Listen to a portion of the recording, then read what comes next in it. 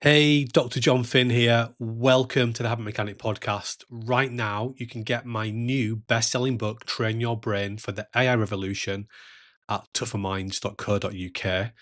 The digital book, audiobook, and physical book are all available at a special price that you won't find anywhere else. Hello, Habit Mechanics. Dr. Jon Finn here. I hope you're having a fantastic week so far. In today's episode, I want to complete our How to Motivate Yourself in 2026 series, and I'll be sharing with you chapter 19 from Train Your Brain for the AI Revolution. So, if you haven't listened to the first 5 parts, they're all very short podcasts, and I'd recommend you go back. And today, we get into the nitty-gritty of what is it that AI can do and what is it that it can't actually do. And I want you to think about that within your own workflows. What are the things that you're currently doing that AI possibly can't do? What are the things that you're doing where actually it would be much easier to get that stuff automated or outsourced, possibly to an AI, if not in the immediate future, possibly in the longer term future. And by thinking of our own lives and the kind of work that we need to do, I think it makes the new neural network AI technology much more tangible, much more relatable in our own lives. Because we hear this word AI and it's going to change the world, and next minute it's not going to change the world, it's a bubble. We're hearing all these conflicting narratives, but we can only really understand what this technology is and what it means in our own life if we start to think about the kind of things that we have to do every day and the types of brain states that we use to get those things done. And I know that when it comes to psychology, to brain function, it's often quite difficult to distinguish what type of thinking you're doing when. So if we zoom out to a physical example, it's pretty clear to see on a soccer field in the Premier League on a Saturday afternoon, if a player is jogging or they are sprinting as fast as they can, or if they're lying on the floor exhausted. When we are trying to observe our own thinking patterns, seeing the differences in how we're thinking is often far less tangible than that. And that hasn't been such a big problem in the history of human beings, because up until this point in history, our brain has been uniquely capable of doing things that nothing else on the planet can do. But neural network AI is changing that. It's the first time in history we have a technology, or the way I think of it, it's almost like a species, that can actually do many of the things that up until this point in history only our brain could do. And what I found really interesting, I mean, there's been so many stories, and we've mentioned quite a few of them in recent pods since the new year about AI technology, how it's impacting things. One thing I found really interesting at the weekend was a story on the front cover of the Financial Times, and it was about KPMG. KPMG is a huge accountancy firm, but they have an accountancy firm that audits their firm. And the story was about KPMG asking their auditors for a significant discount on their auditing services for last year, because they said that their accountants should be able to audit KPMG much more, much faster, much more efficiently and effectively because of neural network AI technologies. Because what used to have to be done by humans, many tasks that used to have to be done literally by humans manually, reading through data, analyzing data manually, many of those tasks can now be completely automated by neural network AI. And that's a great window into why the likes of Google, Amazon, Microsoft, and Meta, I think last week, they all kind of simultaneously announced huge investments into their developing their AI capabilities in the next 12 months. And in total, they announced that they would be investing about $650 billion into augmenting their business's AI capabilities. Amazon alone announced a $200 billion investment. And of course, when investors see that, they think, oh, right, well, we're not going to get a massive return from our Amazon stocks in the next 12 months because they're going to be heavily investing in AI technologies. And that's why you saw some noise around, oh, there's an AI bubble because these big AI companies have lost some share value. But it's because they're doubling down and they are seeing that AI can replace, neural network AI can replace huge swathes of the work that human beings currently get paid to do. It's real. And the release of agents is showing how powerful these technologies are. So it's really important to understand this. Like, this is not going away. But essentially, many of the things that humans get paid to do every day can already be done faster and cheaper by neural network AI. This is not science fiction. This is absolutely real. And you've seen some, we've already seen some kind of pioneering companies like Salesforce have half their human workforce, and they've pioneered the use of agents, and they call it Agent Force.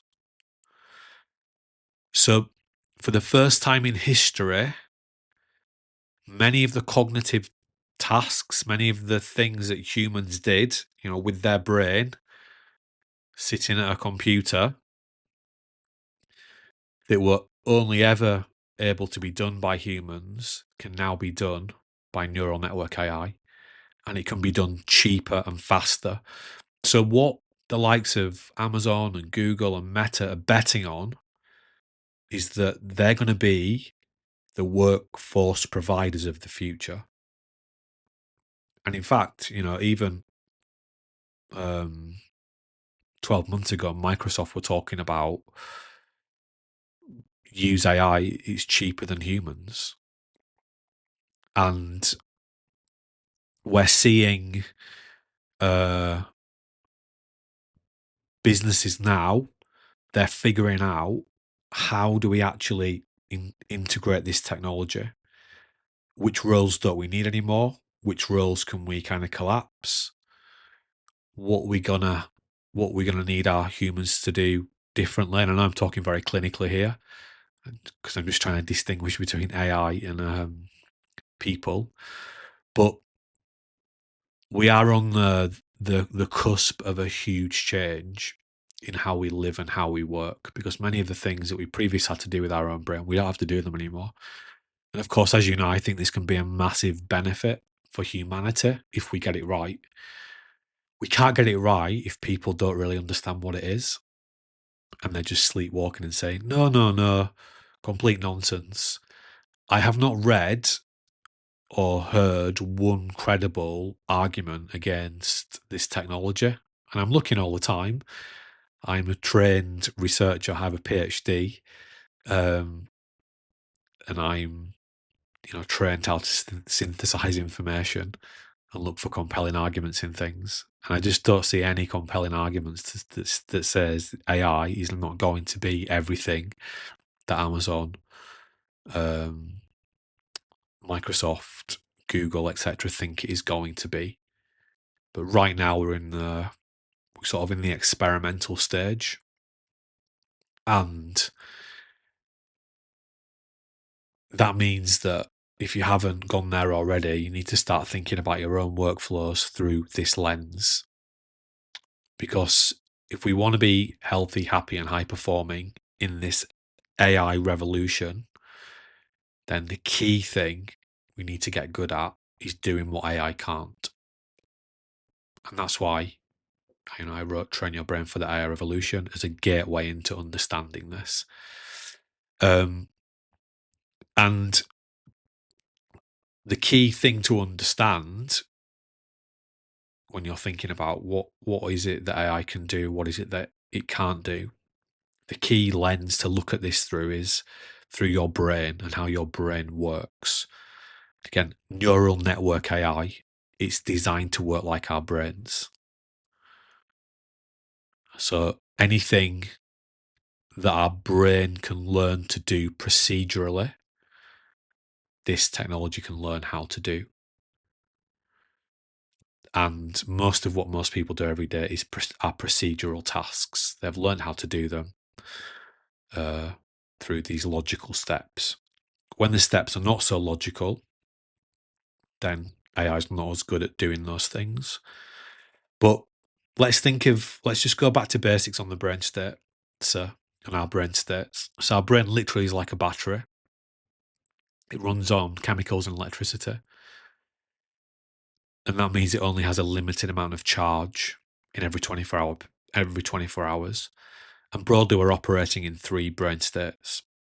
So we've got a recharge brain state. That's where we're recharging the battery. That can be good quality sleep. Also, switching off and relaxing. That's going to recharge the brain. Second brain state is medium charge brain states. Now, medium charge brain state is where we're just going. We're not thinking too much, but we're getting things done. Sometimes people might think of it as multitasking. Sometimes people call it busy work. But you're doing things that you've done lots of times before, so you don't really have to think about them. You don't really have to think about them because they're procedural things that you're doing, and you've got loads of neurons in your brain that can easily automate doing those things. So it's a bit like when you're driving, you're not really thinking too much. If you think about driving a car with not an automatic car, but a car with a gear stick, and you're having to switch your pedals, the accelerator, the clutch, the brake, and you've got traffic coming towards you, you've got things going, there's so much of what you're doing there is just completely automatic. And that extends into every element of our life because our brain's number one operating rule is to automate things. And that's why compelling science shows us that most of what we're thinking and doing most of the time is automatic or semi-automatic. In other words, it's a habit. So not like pop psychology tells us that, well, habits are 60% of what we're doing. They're not. When I say don't think of a white elephant, you don't have to because it's already in your brain, right? You get that. It's automatic. So most of what we're thinking and doing most of the time is, and when I say most, it's at least 98% and probably more, is automatic or semi-automatic. In other words, it's your brain just doing what it knows how to do. The way I'm speaking right now, I'm not really thinking too much about what I'm saying, in the sense of I'm not thinking about formulating this word or that word. It's just coming out, just flowing, because all these concepts I'm speaking about, I've thought about quite a lot. Some I've practiced over 25 years. Practicing speaking, I've been doing that for over 40 years now. Maybe, I'm not sure how old I was when I could speak, but you get the point. So most of this stuff is just automatic, semi-automatic, and that's when we're using our medium charge brain states. And this is what neural network AI is brilliant at. It's brilliant at learning how to execute procedural processes faster and more efficiently than humans ever can. And the speed that neural network AI can learn is phenomenal. So it can learn knowledge faster than any human can learn knowledge. Not just 10% faster or 20% faster. I mean, we're talking significantly faster learning power when it comes to learning a process. So, for example, I can train a neural network AI on a generative AI tool on The Habit Mechanic, the first book that I wrote, which literally took me it's like 20 years worth of work, and it's about 107,000 words. It can learn that in minutes. I can say, what happens in this chapter? And it can tell me. What if someone wants to do this? What would you advise? And it can tell me. It can do it in minutes. A human being would take months to learn that content, if not years. So just to show how powerful this technology is. So we've got recharge, medium charge, high charge, is the third brain state. So the high charge brain state has one, it's a scarce cognitive resource, because when we're not in that automatic brain,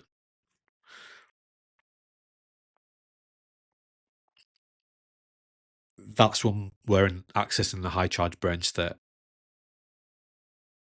So it's where we're really thinking hard, very deliberately. We're not just being busy or multitasking. We're really thinking, we're really focusing. We're trying to solve a problem that we haven't had to solve before. And I know that most people don't think about life as solving problems, but that's what we're doing every day, right? Your child could come home from school and something happens, so you have to solve the problem.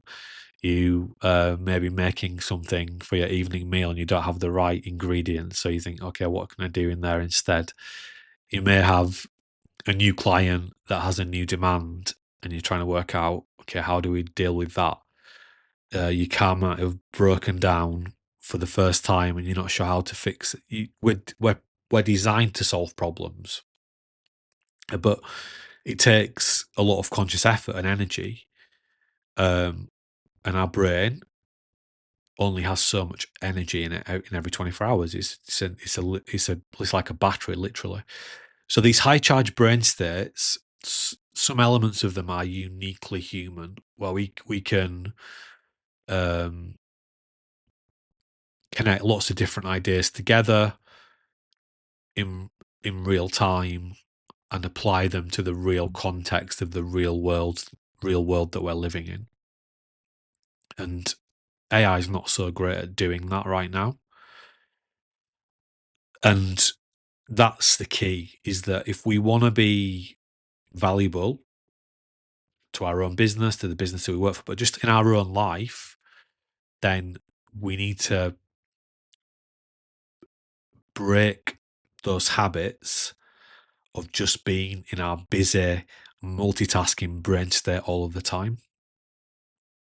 Because one, just being on like that all the time is not good for our brain. It damages our brain function, because our brain does need to recharge. It needs to clear out all the unhelpful toxins that have been building up in the day. But also, in order to feel good about ourselves, to feel like we're learning and we're growing and we're making progress, we need to get into our high charge brain states, because that allows us to do the kind of things that we need to do to learn and grow and feel like we're making progress. So we've got recharge brain state, medium charge brain state, high charge brain state. And there's an optimal balance of using those brain states. And you can I'll put the link below this podcast. You can take the Human AI Readiness Brain State Assessment. And in fact, we just released our new version of Habit Mechanic University, where then once you've got your score, you can actually go in and you can, we'll show you how to improve your brain state score. But what it's then important to understand in the context of what we're talking about in the podcast is, okay, well, what can the AI do? What is AI? And you can think of it as two core things. One is one type of neural network AI is what you'll hear people call agentic AI. So this kind of technology is very good at automating things or just doing a repeat task over and over and over again. And this is becoming more and more widely available. And I think last week, Claude, who are the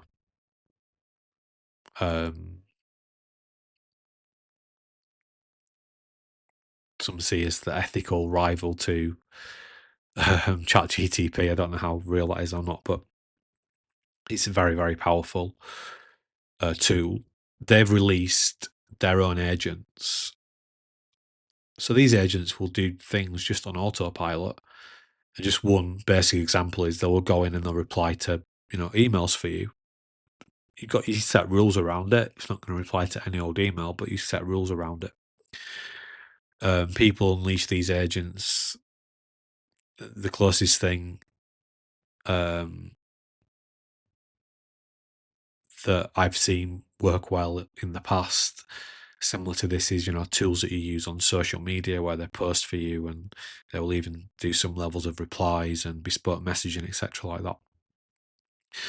But most of the things that you use your medium charge brain state to do can now be done in whole or in part by agentic AI. So businesses are not going to be paying human beings to do medium charge work anymore. As soon as they can get away with not paying humans to do the medium charge tasks, they will. They will outsource it to agentic AI, which is cheaper and faster. So in the chapter that I'm going to share with you, it's going to ask you to think about what are these medium charge tasks that you're doing every day. And I'll give examples in there just so you can start to get a sense. And it's not about immediately running out and thinking, right, which AI tools do I need to use to automate these things? It's just starting to be aware that these are medium charge tasks, and you're still going to have to do some medium charge tasks. So how do you do them efficiently and effectively? Because what happens for most people is those medium charge tasks just dominate your day, and they get in the way of your recharge tasks, because recharging is a task. Getting a good night's sleep is a task. Switching off and relaxing is a task. And they get in the way of the high charge work that you aspire to do but never get around to doing for one reason or another. But largely because you're consumed by busy, always on medium charge tasks. So medium charge task is agentic AI. And that's getting really advanced really, really quickly. And the other core type of AI is what we call generative AI. So generative AI are things like ChatGTP and the chatbot side of Claude. I think of them as sort of expert generalist consultants.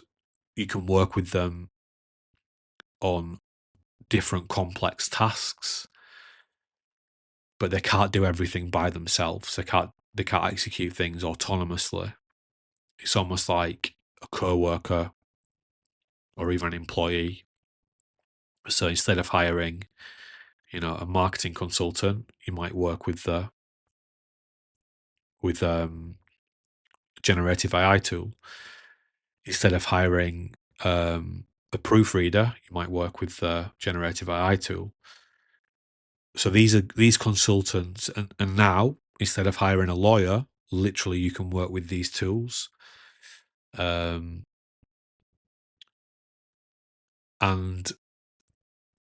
They're not magic, but they know significantly more about most things than you do. So if you're not using these things, start to use them. Start to co-work with them on your high charge work.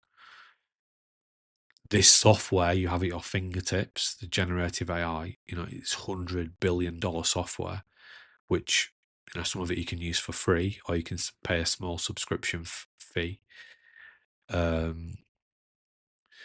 you got high charge, medium charge, recharge. High charge is where you can co-work with your with generative AI. Medium charge, think agentic AI and automation, which is kind of on a continuum. And how do I outsource more of that medium charge stuff to the agentic AI? Or how do I do less of that medium charge stuff because it's probably having a negative impact on my ability to be healthy, happy, and at my best? So as ever, I want to help you do better. That is my absolute aim. And we're seeing brilliant results from people that are putting this into practice, including myself, because I'm always the first guinea pig for these ideas. And, already today, I've probably done 3 days worth of work in terms of my high charge complex thinking. But I can only do that if I understand my brain states and if I build the habits to allow me to, build those brain states up. And again, like I said before, if you're interested in just assessing your brain states, there's a link below where you can take the brain state assessment. And if you want to go there, we'll show you how to improve them. Just literally in 10 minutes, you can start to make progress inside Habit Mechanic University. So that's it. So that's the background. It's a bit of a news update on what we've been hearing about AI. For me, it's endlessly fascinating. We are living in we're living in a unique period of history. We've never seen anything like this before. So I'd encourage you to get ahead of the curve and use it to your advantage. So what's going to come up is the final part of our Motivate Yourself, Improve Your Motivation in 2026 lessons. If you haven't listened to the first 5 parts, you can go back and listen to those, and it's just breaking down this, what I call intelligent goal setting process, into just simple basic steps. This is an evergreen process. It's not something you do once. The thing that we're going to look at today is something I'd revisit every 30 days. So yeah, enjoy. As ever, if you have any questions, just let us know. Chapter 19. Organising your priority tasks for the next 30 days. Success cycle location. Step 2. Progress. 80% complete. Let's build on what you've already accomplished with the task director. Through your FAM story, you've connected your long-term vision to shorter-term goals. You've also identified key foundational habits that will help optimize your brain states. Now it's time to get clear about all the tasks you need to complete. Think about your daily tasks and responsibilities. They fall into 2 distinct categories based on the type of brain state they require, and we use the metaphor of ice to help us understand them and use them effectively. Ice cubes are your routine tasks, the kind that need consistent but not maximum brain power. These tasks work well with your medium charge brain state. Think of routine emails, basic admin work, or standard meetings.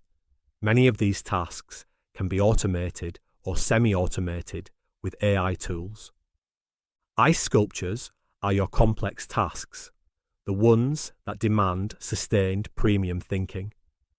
These require your high high-charge brain state. This includes not only challenging work projects like strategic planning or creative development, but also the focused effort needed to build those foundational habits you identified earlier. Increasingly, these tasks can be made easier with AI tools. The task director helped me see this distinction clearly, Sarah shared. Writing my novel was definitely an ice sculpture. It needed my best thinking energy, but I could also use next generation AI to help me write faster. However, processing team updates was more like freezing ice cubes, something I could handle in medium charge state or even delegate to AI tools. Understanding this difference helped me stop wasting my high charge hours on tasks that didn't really need them. Creating your organised task lists. Follow these steps to create your organised task lists. Step 1. First, write down everything you need to accomplish in the next 30 days that isn't part of your normal day-to-day routine. Include work and family responsibilities, personal development tasks, and anything else you think is relevant. Don't worry about categorising yet. Just get a complete brain dump onto paper. Step 2. Label each task as either an ice cube or ice sculpture. Step 3. For each ice sculpture task, assign a priority number, 1 being your highest priority, and estimate how many minutes or hours it will likely take to complete. Step 4. For each ice cube task, assign a priority number, 1 being your highest priority, and estimate how many minutes or hours it will likely take to complete. Here's how Sarah's lists looked. Ice sculptures, high charge tasks. Task 1. Continue to build my daily 3-to-1 reflection habit. Priority score 1, 3 minutes per day. Task 2. Develop new customer service strategy. Priority score 3, 12 hours. Task 3. Establish morning exercise routine. Priority score 2, 20 minutes per day. Task 4. Learn new AI data analysis system. Priority score 4, 8 hours. Task 5. Write first novel chapter. Priority score 5, 15 hours. Task 6. Decorate the kitchen. Priority score 6, 20 hours. Ice cubes, medium charge tasks. Task 1. Review daily team reports. Priority score 5, 1 hour. Task 2. Update project trackers. Priority score 2, 30 minutes. Task 3. Schedule recurring meetings. Priority score 3, 30 minutes. Task 4. Call Sam to provide project update. Priority score 1, 30 minutes. Task 5. Renew my passport. Priority score 5, 1 hour. Creating these structured lists gave me a completely new perspective, Sarah explained. Instead of just reacting to whatever seemed urgent, I could be strategic about using my brain state. The task director helped me see exactly when I needed my high charge hours and plan accordingly. 3 essential maintenance strategies. The task director showed Sarah 3 important strategies for maintaining this system. Strategy 1. Schedule weekly reviews. Every Sunday evening, Sarah would update her lists with new tasks and review existing ones. Sometimes tasks I thought would be ice sculptures actually became more like ice cubes as I got better at them, she explained. For example, once I learned the new AI data analysis system, using it became a medium charge task. Other times, what I thought would be a simple ice cube turned out to need more focused thinking. Strategy 2. Create a task inbox system. Sarah kept a task inbox, a single place to capture new responsibilities as they came up. Every evening I'd review this inbox, she shared. I categorise each new task as either an ice cube or sculpture, assign it a priority, estimate the time needed, and added it to the appropriate list. This prevented new tasks from disrupting my brain state optimization. Strategy 3. Review time estimates regularly. I learned to track how long it actually took me to complete ice sculpture tasks versus my initial estimates, Sarah explained. This helped me become more accurate in my planning. I also discovered something interesting about timing, Sarah said. Tasks often took different amounts of time based on my brain state. A report that might take 3 hours when I was foggy could be finished in 45 minutes during high charge times. Understanding these patterns helped me create much more realistic schedules with the day designer. Take time now to create your own prioritized lists. If it's helpful, include the success cycle as one of your ice sculpture tasks. Remember, nothing in this approach is prescriptive, so create your lists in the way that is most helpful for you. Also, remember, this isn't just about work tasks, it's about everything that's important in your life. Congratulations, you've now completed step 2 of the success cycle. Before we move on, and if you think it's helpful, take a moment to think about people you admire for their ability to prioritize and plan effectively, whether it's a colleague, a leader you respect, or even a renowned business figure. What makes their approach so effective? This might help you to improve your relationship with your own task director. And you might even name it after one of those people you admire. Next, we'll move on to step 3, where you'll discover how the day designer uses these priority lists to craft schedules that optimize your brain states across each 24-hour period. But first, organize your tasks clearly for the next 30 days. As Sarah discovered, this simple step creates the foundation for transforming how you use your energy each day. Thanks for listening to the Habit Mechanic podcast. If you liked it, please subscribe and tell someone else about one of the ideas or insights that you found most interesting.